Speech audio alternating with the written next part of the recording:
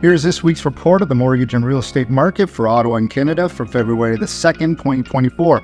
First of all, a shout out to Warrington Willie for seeing his shadow today and us getting an earlier spring. There was good news and bad news on the bond rates today. The good news is that we are down 8 basis points from last week overall.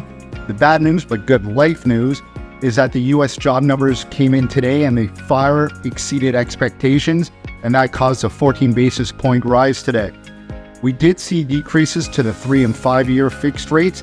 How long those last though, because of the news today, we don't really know. Many realtors in Ottawa are posting about much higher activity in purchases and sales this past week. The rates and bond prices are roughly similar to what they were a year ago, when we did see the increased activity and then the subsequent rise of home prices. Federal Chairman Jerome Powell in the United States kept the rates the same this week and couldn't predict when they will see their first rate decrease, just like us. Economists have basically ruled out March as the first decrease, and we're looking at June as the earliest.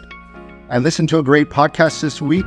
It's called the Hurley Burley Podcast. If you're into politics and Canadian news, it's really good. They had on Mark Miller, the Minister of Immigration, and he was talking about a lot of the most recent announcements. Very good interview. In news, next week we have the speech from Tiffany Macklin on Tuesday at 1 p.m. And on Wednesday, we'll get the report from the Bank of Canada that explains how they got to their rate decision last week. And on Friday, our employment numbers come out.